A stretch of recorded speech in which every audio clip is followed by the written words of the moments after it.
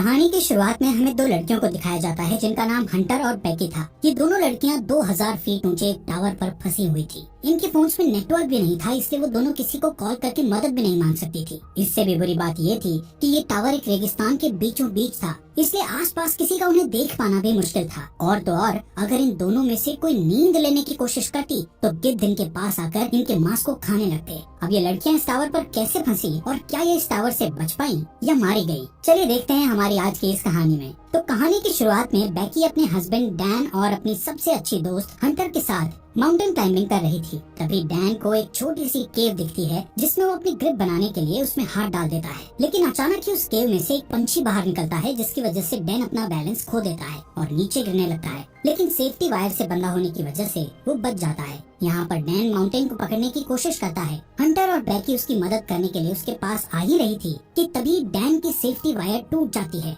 और वो नीचे गिरकर मर जाता है। यहाँ से सीन प्रेजेंट में 1 साल बाद दिखाया जाता है, जहाँ बेकी आज भी उस इंसिडेंट में मरे अपने हस्बैंड को याद करके बहुत दुखी थी। वो काफी ज्यादा ड्रिंक करने लगी थी, जिससे वो डिप्रेशन में थी। उसकी इस बात से उसके फादर जेम्स उसको लेकर काफी परेशान थे। वो बेकी को उस इंसिडेंट से मूव ऑन करने को कहते हैं, लेकिन बेकी उनकी कोई बात मानने को तैयार नहीं थी। एक दिन बेकी अपनी लाइफ से परेशान होकर बहुत सारी दवाइयाँ एक साथ खाकर सुसाइड करने की कोशिश करती है कि तभी उसके फोन पर हंटर का कॉल आता है, जिससे वो सुसाइड नहीं करती। अगले दिन हंटर उसके घर जाती है। हंटर बेकी को उस इंसिडेंट से बाहर निकालने के लिए उसको कहती है कि उसने B67 टीवी टावर पर क्लाइंब करने का प्लान बनाया है और जिसमें तू भी मेरे साथ क्लाइंबिंग करने चल रही है। अब क्योंकि हंटर जानती थी कि बेकी को एडवेंचर प्लेसेस पर जाना बहुत पसंद था और काफी लंबे समय से उसने कोई एडवेंचर भी नहीं किया था, बेकी जो इस टाइम काफी परेशान थी, इसलिए वो हंटर को क्लाइंबिंग करने से मना कर देती है। लेकिन नेक्स्ट मॉर्निंग जब वो किचन में रखी अपनी मेडिसिन लेने जाती है तो वो थोड़ा सोचते हुए डिसाइड करती है कि वो उसके साथ क्लाइंबिंग करने जाएगी। इसके बाद हंटर और बेकी दोनों उस टावर की ओर निकल जाते हैं।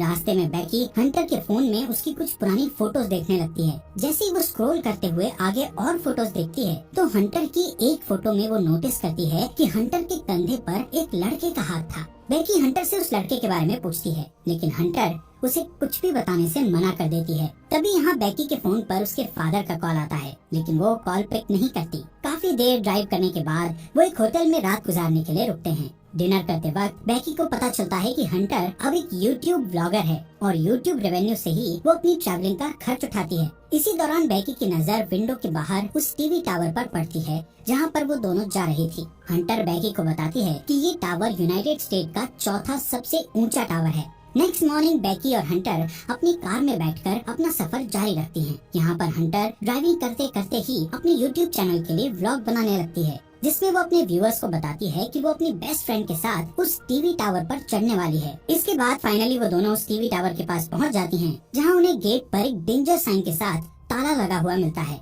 यहाँ से वो दोनों गाड़ी को छोड़कर पैदल ही आगे जाने लगती हैं। रास्ते में उन्हें कुछ गिद्ध एक मरे हुए जानवर को खाते हुए दिखाई देते हैं। हंटर इस चीज को भी अपने व्लॉग में रिकॉर्ड कर लेती है और उस मरे हुए जानवर की फोटो क्लिक करके अपने इंस्टाग्राम अकाउंट पर पोस्ट कर देती है, जिस पर उसे बहुत जल्द ही काफी लाइक्स मिल गए थे। कुछ देर बाद वो टावर तक पहुंच जाते हैं। यहाँ पर हंटर अपना व्लॉग बनाना बंद कर देती है। वहीं बेकी टावर की ऊंचाई देखकर डरने लगती है और उसे लगता है कि वो ये नहीं कर पाएगी, क्योंकि डैन के साथ हुए इंसिडेंट के बाद उसने कभी इतनी ऊंचाई का सामना नहीं किया था। लेकिन हंटर उसे उसका डर दूर करने के लिए कहती है, जिसके बाद हंटर सेफ्टी रोप को उसकी कमर से बांधकर टावर के ऊपर चढ़ना शुरू कर देती है। ये पूरा टावर काफी पुराना हो चुका था, जिस पर बुरी तरह से जंग लगी हुई थी। इस टावर की सीढ़ियाँ हिल रही थी और नट बोल्ट भी काफी लूज हो चुके थे। यहाँ पर ये दोनों काफी ऊपर तक चढ़ चुकी थी कि तभी बेकी के हाथ से सीढ़ी का एक पुराना हिस्सा टूटकर नीचे गिर जाता है, जिससे बेकी थोड़ा डर जाती है, लेकिन वो हिम्मत करके फिर से उस टावर के ऊपर चढ़ने लगती है। ऐसे ही धीरे धीरे वो आधे टावर तक पहुंच जाती है, यानी 1000 फीट ऊपर, जहाँ से शहर काफी छोटा दिखाई दे रहा था। ये दोनों यहाँ पर कुछ देर आराम करती हैं और पानी पीने के बाद फिर से क्लाइंबिंग करने लगती हैं। थोड़ी देर बाद वो 1800 फीट ऊपर पहुँच चुकी थी और अब उन्हें सिर्फ 200 फीट ही ऊपर चढ़ना था। बेकी इतना ऊपर चढ़कर काफी डरने लगती है, क्योंकि वहाँ हवा बहुत तेज चल रही थी और सीढ़ियाँ भी काफी पुरानी होने की वजह से हिल रही थी। वो हंटर से कहती है कि अब उन्हें वापस नीचे जाना चाहिए, लेकिन हंटर उसे बोलती है कि अब इतनी ऊपर आकर उन्हें हार नहीं माननी चाहिए। जिसके बाद वो वापस से ऊपर चढ़ने लगती हैं। यहाँ से टावर के ऊपर चढ़ने का रास्ता काफी खतरनाक था। रास्ते में लगी कुछ डिस्क को हंटर ने काफी आसानी से पार कर लिया था और अब वो बेकी को भी उन्हें पार करने में मदद कर रही थी। अब जैसे जैसे वो ऊंचाई पर जा रही थी वैसे वैसे हवा का प्रेशर भी बढ़ता चला जा रहा था, जिससे बेकी और ज्यादा डर रही थी।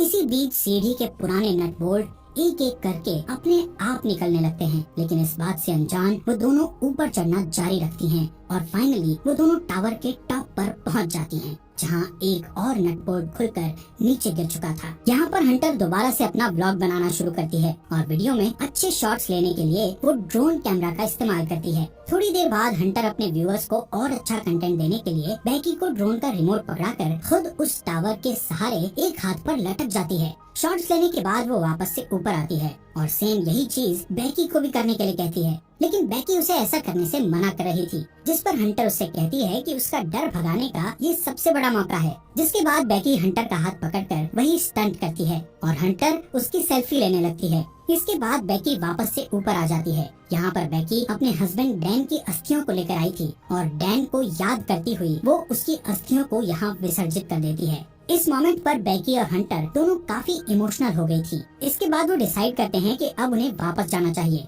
इसलिए वो अपने सेफ्टी वायर को खुद से कनेक्ट करती हैं और बेकी नीचे जाना शुरू कर देती है। लेकिन जैसे ही वो पहला कदम सीढ़ी पर रखती है तो सीढ़ी टूट जाती है और वो सीढ़ी के साथ साथ नीचे गिरने लगती है, लेकिन हंटर किसी तरह उसे पकड़कर वापस ऊपर खींच लेती है। यहाँ पर बेकी मौत के मुंह से बचकर आई थी, जिससे वो जोर जोर से डर के मारे रोने लगती है और अचानक दोनों हंसती हैं। नीचे देखने पर उन्हें पता चलता है कि अब उनके नीचे उतरने के लिए कोई सीढ़ी ही नहीं है। वो दोनों अपने अपने फोन को चेक करती है, लेकिन उनके फोन में कोई नेटवर्क नहीं था और उनका बैग भी नीचे टावर डिस्क पर गिर चुका था, जिसमें उनके खाने पीने का सामान था। यहाँ ऊपर टावर पर उन्हें एक इमरजेंसी बॉक्स दिखता है, जिसे खोलने पर उन्हें एक दूरबीन और एक फ्लेयर गन मिलती है, लेकिन ये दोनों चीजें उनके किसी काम की नहीं थी। ये सब देखकर बेकी हंटर पर भड़क जाती है। हंटर उसे ये कहते हुए शांत करने की कोशिश करती है कि हो सकता है सीढ़ियों के नीचे गिरने की आवाज सुनकर कोई उनकी मदद करने आए और इसलिए अब हम दोनों को बस थोड़ी देर इंतजार करना होगा जब तक कि कोई आ नहीं जाता।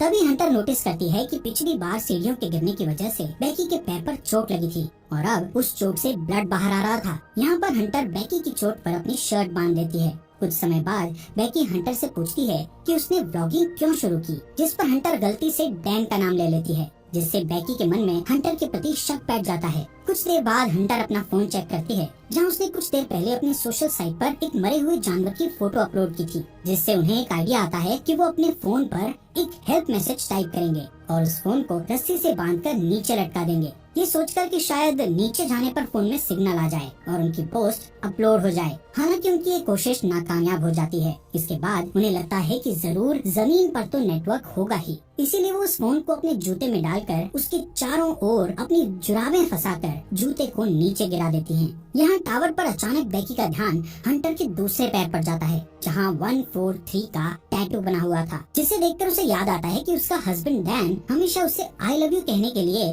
143 कोड का इस्तेमाल करता था। लेकिन बेकी इस चीज को भी इग्नोर करके इस टावर से नीचे उतरने के लिए कोई और आइडिया सोचने लगती है। थोड़ी देर बाद उन दोनों को दूरबीन से नीचे जमीन पर टावर के पास से गुजर रहा एक आदमी और उसका डॉग दिखाई देते हैं, जिससे वो उस आदमी से मदद के लिए चिल्लाने लगती है, लेकिन इतनी ऊंचाई होने के कारण उनकी आवाज नीचे नहीं जाती। यहाँ नीचे हम देखते हैं कि हंटर ने जो फोन जूते में डालकर नीचे फेंका था वो पूरी तरह से टूट चुका था और अब उनका ये प्लान भी फेल हो चुका था। वो आदमी वहाँ से जाने लगता है। ये देखकर बेकी हेल्प के लिए चिल्लाते हुए अपने दोनों जूते उस आदमी पर नीचे फेंक देती है, ताकि उस आदमी का ध्यान ऊपर की ओर उन पर आ जाए। लेकिन वो आदमी ये नोटिस नहीं करता, क्योंकि वो किसी से कॉल पर बात कर रहा था। इसके बाद बेकी वो फ्लेयर गन चलाने लगती है, लेकिन हंटर उसे ये कहते हुए फ्लेयर गन चलाने से मना कर देती है कि अभी दिन का समय है, इसलिए किसी को भी फ्लेयर गन का पता नहीं चलेगा। इसी दौरान वो दो और आदमियों को वहाँ थोड़ी दूर नोटिस करती हैं, जो यहाँ पार्टी करने के लिए आए थे। उन्हें देखकर वो दोनों डिसाइड करती हैं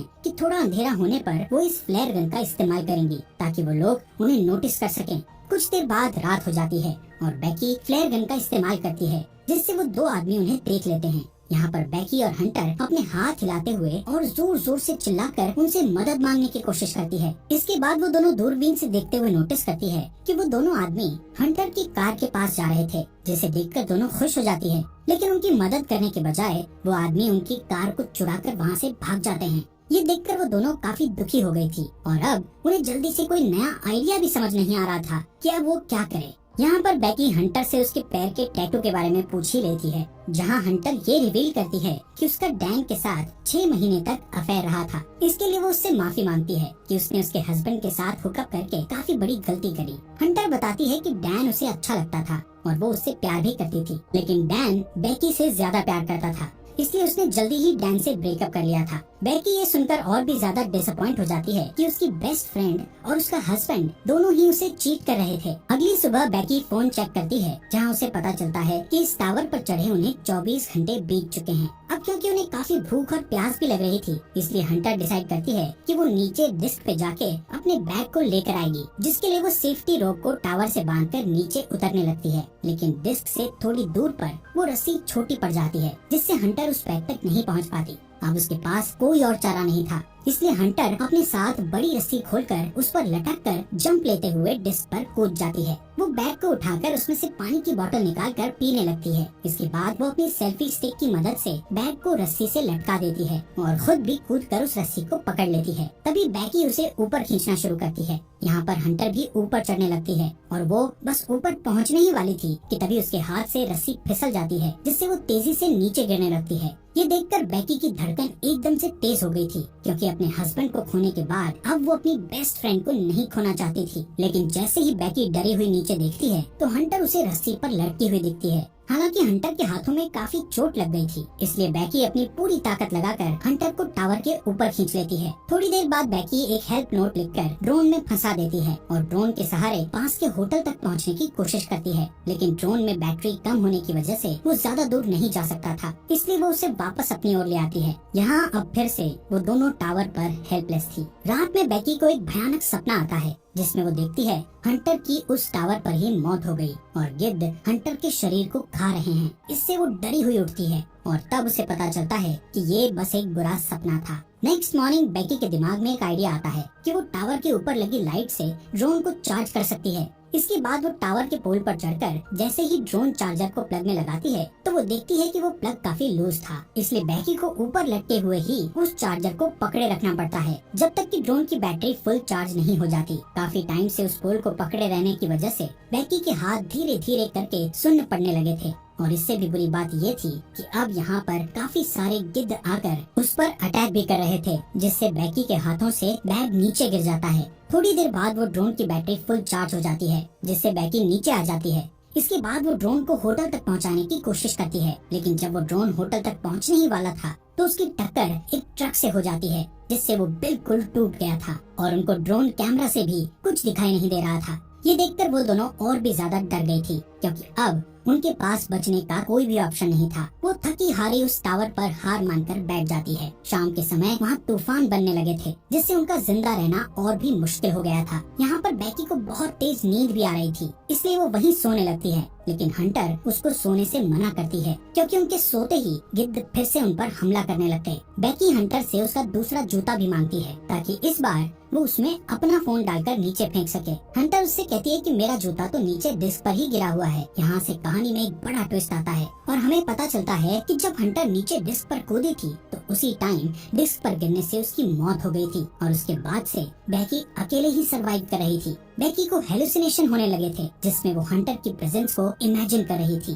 रात में बैकी तूफान में सरवाइव करने के बाद अपने फादर के लिए एक वीडियो मैसेज रिकॉर्ड करती है, जिसमें वो बताती है कि वो वापस घर आना चाहती है। वहीं दूसरी ओर उसके फादर जेम्स भी उसको लेकर बहुत परेशान थे। अगले दिन जब बैकी इस टावर पर सोई हुई थी तब एक गिद्ध आकर बैकी की चोट पर से उसका मांस खाने लगता है, लेकिन अब क्योंकि बैकी को काफी भूख लग रही थी, इसलिए वो उस गिद्ध को जोर से पकड़कर टावर के मेटल से उसे जान से मारकर खाने लगती है, जिससे उसमें थोड़ी जान आती है और वो रस्सी के सहारे नीचे डिस्क पर उतरती है, जहाँ हंटर की डेड बॉडी पड़ी थी। इसके बाद वो अपने डैड जेम्स को मैसेज करती है कि वो इस टावर पर फंसी हुई है और अपने फोन को हंटर के जूते में डाल देती है। लेकिन इस बार वो उस जूते को हंटर की डेड बॉडी में घुसाकर उसकी डेड बॉडी को नीचे फेंक देती है। इसके बाद रात में उसके फादर जेम्स को बैकी का मैसेज मिलता है और वो जल्दी से पुलिस को कॉल करके वहाँ टावर तक पहुँचता है। अब जैसे ही वो उस टावर तक पहुँचता है तो देखता है कि पुलिस एक डेड बॉडी को कवर कर रही थी, कि देखकर उसे लगता है कि ये उसकी बेटी बैकी की डेड बॉडी है जो जिंदा नहीं बच पाई। तभी उसे अपनी बेटी पुलिस की कार के पास दिखाई देती है, जिसके बाद वो दोनों एक दूसरे को गले लगाते हैं। और इसी के साथ ये अमेजिंग मूवी यहीं पर खत्म हो जाती है।